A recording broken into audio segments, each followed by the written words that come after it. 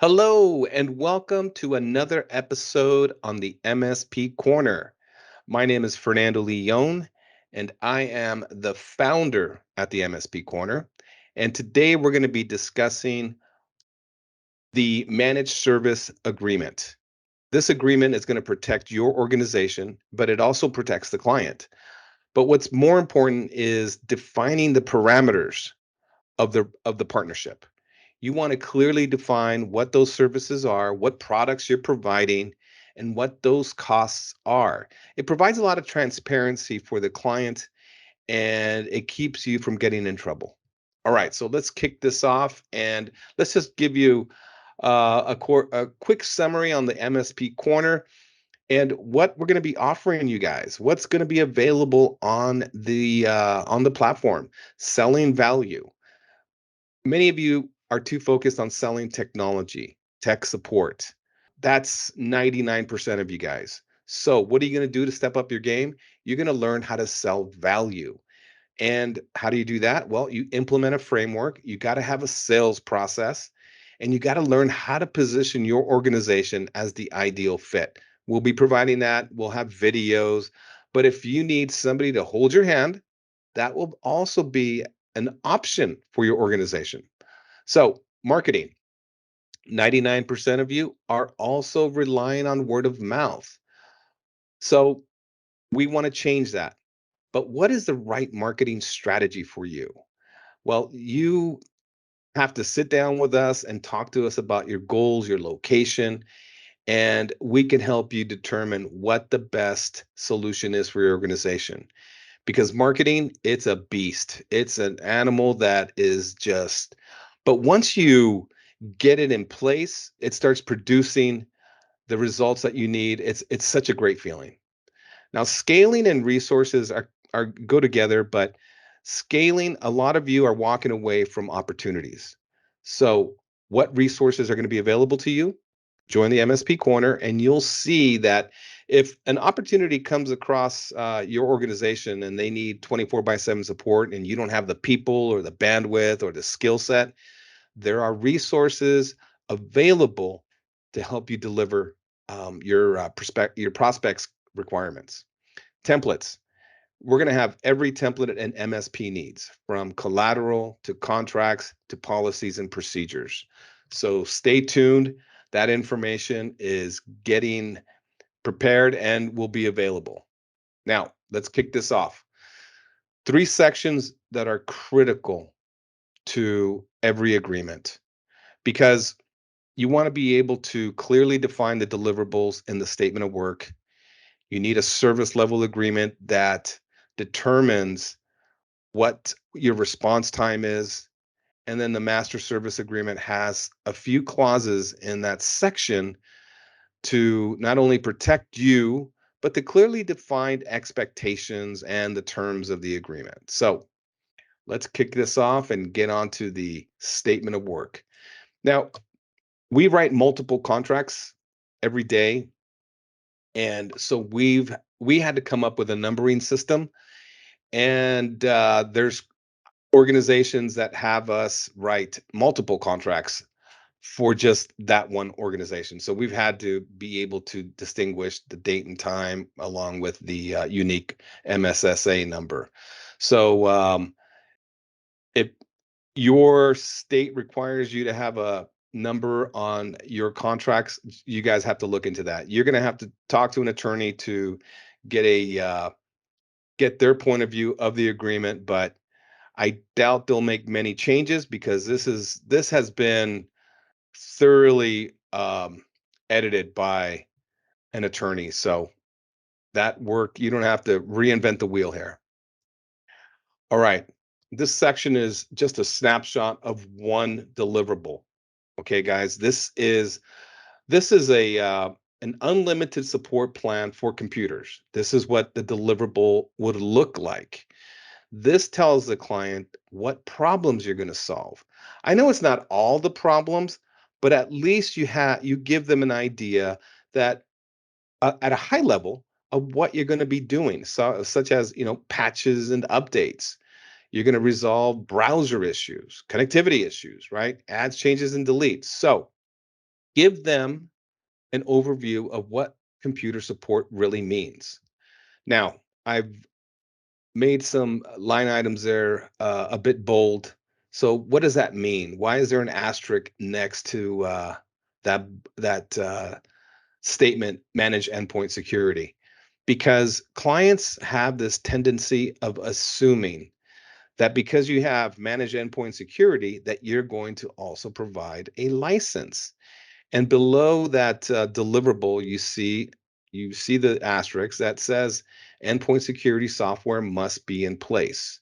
So that takes you off the hook from having to include a security license without having to charge, right? So if they want a security license, then you can sell it to them, but they need to understand that it needs to be in place. And if it's not, hey, this is an opportunity for you to upsell a security license. Now, when a client comes to you and says, "Hey, I want you to be responsible for the network, the hardware, everything, every component on the network," well, they're going to assume that you're going to resolve hardware issues. And if there's hardware parts and that need to be replaced, they should be included, right? No, it's not. Costs are extra, so call that out. Backup is another component that needs to be in place. And some clients assume that you're providing that. Now, remember, they may have worked with MSPs in the past that included it bundled in, right? So that's a possible, that's something you guys should consider. We do that. We provide a bundle package, but if they're not going with the bundle package, you need to call out that, hey, you need to have backup in place. If you're going to be the administrator, if you're going to be recovering data, call it out and state that it needs to be in place. All right, let's move on to the next slide. And this is one of my favorite sections because it clearly spells out what's not included. Because remember, guys, a lot of this is really our let's say a major upgrade. That's a project to us. Migrating to the cloud, project. Redesigning the network, it's a project. So clearly define those parameters, and we've already done that. And if you have an agreement, you're happy with it, and it's missing this section, take it. You're welcome to it. I know a lot of you are just starting out, or you're still a young organization, and maybe you can't afford to buy an agreement and you just need this one section.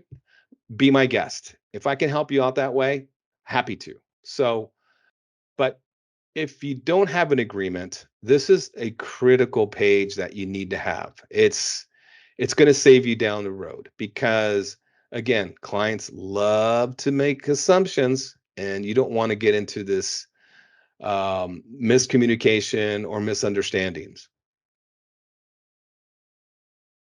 All right, this is how we've formatted our pricing.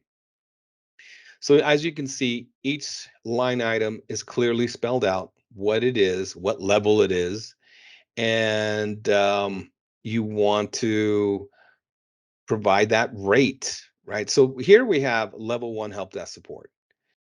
And below it, we have a couple of products. Actually, we have three products: endpoint security and malware protection, two Microsoft 365 products. It clearly states what that client is receiving. So there's no guesswork on what they're paying for. We're very transparent over here. So I suggest if you want to have a great relationship with your clients, clearly define what they're paying for so there's no questions, right? This is a fixed cost model. And if they add 10 licenses, hey, that's exactly what you're going to do on the next invoice. It's going to go from 26 to 36 or whatever that number is. All right, let's touch on the next section, the service level agreement. This, I made some highlights here because we're a 24/7 organization, but there's some of you that are just business hours. I strongly suggest that if your contract doesn't have that information, as you can look on that first line, we clearly state that we're going to have our knock or sock staffed around the clock. All right. We're going to be receiving calls, tickets. We're going to be responding to alerts and taking phone calls.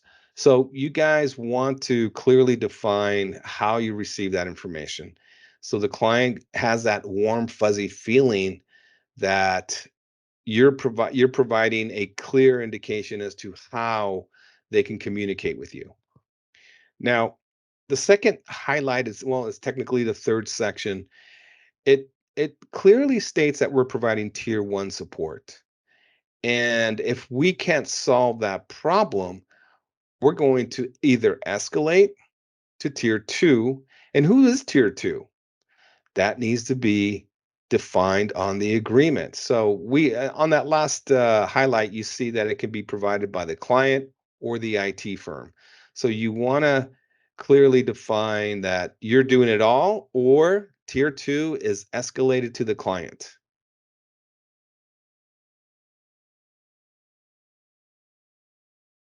This is the service level agreement section for providing a credit to a client in the event you miss a service level agreement.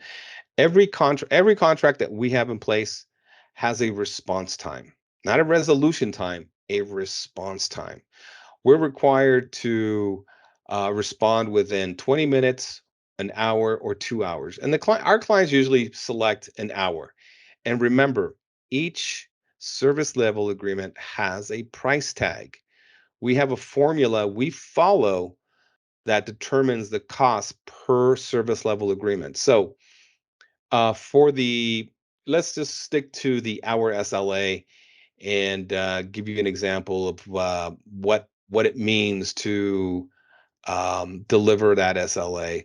Now, we're not robots. We're not artificial intelligence. We're not perfect. We're not going to provide 100% response time. We're not going to hit it 100%. So we're required to meet at least 90% of emails or alerts. We combine everything, and at the end of the month, we determine, okay, we hit 95% or 80%. If we hit 80%, we're going to owe that client a 10% discount at the end of the month because we didn't meet our SLA. We missed it. We're going to hold ourselves accountable. And I want you to clearly define that to your clients, because some clients, we hear a lot from companies that are like, we don't know when our IT team is supposed to respond. We have no idea. Sometimes it's that same day, or they get back to us within a couple of days. So, this is how you differentiate yourself from other organizations. You clearly define in an agreement that you promise you are obligated by the contract to respond within a certain amount. That's very important. It's important to clients who are obviously operating a business, but they want to know that you're going to be responsive, and you've clearly defined when you're going to be responding to their requests, alerts, phone calls. So we want to clearly define that. Now, the managed service agreement or the managed service section, right? This is pretty boilerplate, but I'm going to hit on a few sections here and why it's important. I'm sure all of you on your current contracts, you clearly state what those terms are for payment. There's ours is no different, right? So you want to clearly define what those terms are. Is it prepay? Is it net 10, 15, net 30? Have it clearly defined so you and the client are on the same page. All right, here's the terms of the agreement and an early termination clause. So let me explain how we work things out at Single Point of Contact. We have all our clients sign a 1-year agreement. They have some of them push back and say, well, we want to, if we want to make a change after 6 months, can we work something out? So we do. We tell them they just need to give us a 30-day notice on if they plan on making a change. So, but for those clients that sign 2 and 3 year agreements, we provide them with a discount. And but that's going to tie them in for that term. So let's say somebody signs a 2-year agreement and they want to exit after, let's say they hire a new CEO, and I'm sure some of you have encountered this, where a new CEO comes in or a new IT manager or director comes in and says, "Hey, my best friend owns an MSP, so we're going to replace them. We're going to replace you guys with them. So we need to start doing a knowledge transfer. Here's your notice." But if you have an agreement that has an early termination clause, they're going to owe you money for not completing the terms of the agreement. So protect yourself and have that clause in place. Again, if you have an agreement and you want to take this information, go for it. All right. I'm sure all of you have security concerns, and we're no different. This clearly tells the client that if they don't follow our recommendations, we're not going to be held liable, right? So, as you guys know, this is an opportunity for you guys to sell SOC services. This tells the client if they need to follow a government regulation such as HIPAA, PCI, SOC 2, or NIST, they not only need to be secure, but they need to be compliant. So they need to follow your recommendations. So this is an opportunity for you to at least get in front of them and say, look, you guys need to have these layers of security in place. It's no longer just endpoint detection and response or XDR or EDR for that matter. You need to have SIM, log collection, vulnerability scanning, MDM, MFA. You're going to need to really bolster up your security layers so your clients are protected.